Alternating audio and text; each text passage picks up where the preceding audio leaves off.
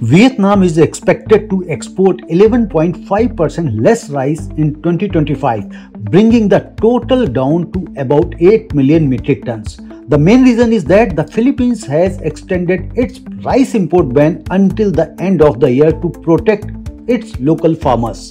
This is a big setback for Vietnam because the Philippines is its largest rice buyer. Bangladesh has once again stopped rice imports from India at the Hilli Land port in Dinajpur, West Bengal. A customs official explained that the government had allowed rice imports from India starting August 12 to help stabilize local prices, and this permission was extended until November 30. Now that the approved time period is over, rice imports are suspended, although all other goods are moving normally in and out of the port. Indian buyers have made large early purchases of soybean oil for April to July 2026, something that rarely happens.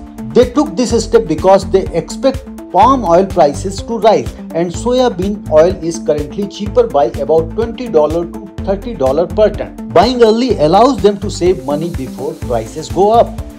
An official release stated that the Food Department filed an FIR at the Gandhinagar police station against 4 people for the illegal sale of fortified rice.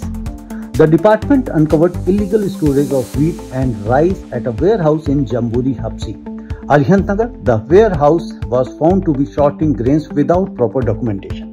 The state government's decision to supply superfine variety rice to ration card holders has brought cheers to lakhs of beneficiaries. On the contrary, the decision is creating a major headache for officials in managing the existing course. The Telangana government's move to provide superfine rice to ration card holders has made many families happy. But this decision has created a major challenge for officials as huge stocks of coarse rice, about 1.4 lakh metric tons, are lying unused and rotting in warehouses across the state. Managing these old stocks has become a serious issue. Under the National Mission on Natural Farming, 65 students from the College of Horticulture in Bidar took part in a hands-on learning program. They received practical training in activities like making organic vermicompost, growing leafy vegetables and mushrooms, preparing green stevia powder, and extracting citronella oil. The program aims to build real-world agricultural skills. India's exports numbers for October 2025 showed a mixed picture. Electronics exports, especially smartphones, grew by 19%. A strong competition from China and rising tariffs are hurting India's export performance, and experts say targeted steps are needed to support struggling sectors. The Indian government has launched a special export promotion mission to help exporters hit by a 50% US tariff. This tariff affects key labor-intensive industries like textiles, seafood, gems and jewelry, and engineering goods.